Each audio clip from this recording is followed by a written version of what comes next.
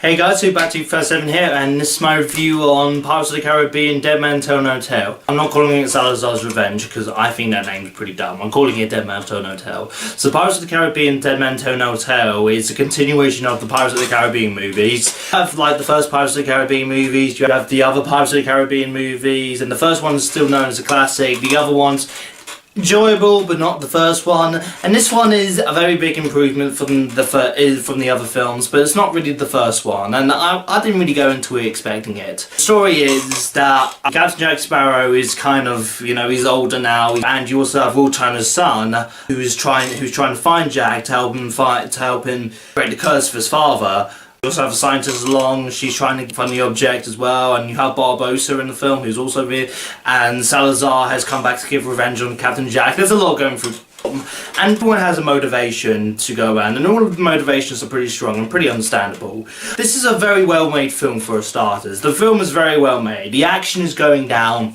it's pretty cool. The ships are firing, you know, Johnny Depp's doing like his Captain Jack Sparrow indestructible thing, but it's really good. It's a really well made film. If you're a Pirates of the Caribbean fan, you would absolutely love it, and since I'm a Pirates of the Caribbean fan, I'm a pretty big fan of Pirates of the Caribbean, I enjoyed the hell out of this movie. But as a movie as it goes, it's just okay. Go through the good stuff before I go to the bad stuff. The best thing about this film, Barbossa. Barbossa by far was the best bit about this film. He was so good in the film. I won't really spoil too much about what he's doing in the film, but he's just simply the best bit of the film. Every time he's on screen, I felt intrigued. He was so good. The actor as well. I don't think the actor gets enough credit from this franchise as well as he deserves, because he really deserves a lot of credit from this movie. He deserves as much credit as Johnny Depp does in Captain Jack Sparrow. I even like the new characters. The new characters, Will Turner's son and the scientists. The only thing I didn't really like about it is that they forced in this romance, which I really hate when they do that. Like, it just comes out of nowhere and just feels completely shoehorned in. It kind of feels like that with all the romance. I kind of just feel like with the reshoots, they were just like, we have to just have a romance. I just hate it when that happens, but that's only just a little tiny thing. That's only really one thing. I really like these characters. Not because this was a bad thing, but just to let you guys know that if you're going into this movie strictly because Orlando Bloom's in this movie, don't. Because Orlando Bloom doesn't really make much of an appearance in the film. I mean, he still has an important part in the film, but he's not really in it a lot. He's only really at the start and the end, and that's pretty much it. He gets more screen time than Keira Knightley, who only really comes in at the last 5 seconds.